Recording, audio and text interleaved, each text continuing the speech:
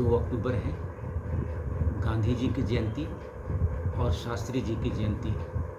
बहुत ही शुभ अवसर है और इस शुभ अवसर पर यदि ऐसी किताब का लोकार्पण हो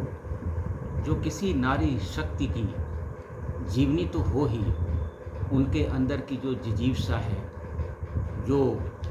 संघर्ष करने की क्षमता है, उत्कंठा है, आत्मविश्वास है और ये सारी चीज़ें जीवन मूल्य के साथ है, उनके जीवन पर यदि कोई किताब आ जाए, जीवनी पर कोई लेखिका एक उपन्यास के रूप में लिख दे, तो यह अपने आप में बहुत बड़ी उपलब्धि हो जाती है। हिंदी साहित्य के इतिहास में ऐसी बहुत सारी कम घटनाएं देखने को मिली हैं जब एक जीवंत किसी व्यक्तित्व के जीवन पर एक जीवंत वर्तमान की कोई लेखिका उनके जीवन पर उपन्यास लिखे। ऐसा बहुत कम सुनने देखने को मिला है, लेकिन डॉक्टर मंजरी पांडे जी के जीवन पर उनसे प्रभावित होकर, उनके जीवन संघर्ष को सुनकर, समझकर इतनी जल्दी गहराई में जाकर पूरी निष्ठा और ईमानदारी से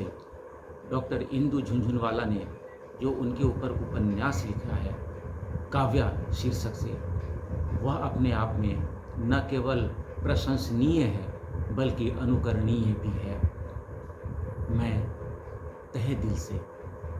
डॉक्टर मंजरी पांडे जी को और डॉक्टर इंदु झुनझुनवाला को अभ्युदय के पटल से यह जो लोकार्पण समारोह है उसके लिए मैं बहुत बहुत बधाई देता हूँ। खासकर किसी की जीवनी लिखना,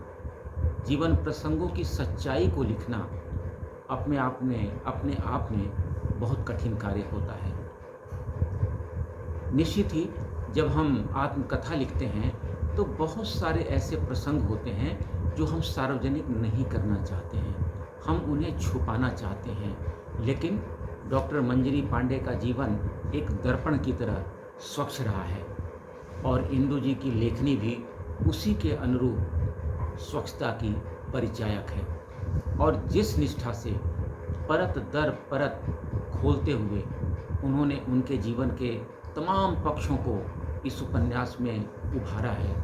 वह अपने आप में काबिल तारीफ़ है। मैं एक बार फिर से इस पावन अवसर पर 2 अक्टूबर के दिन महात्मा गांधी जी और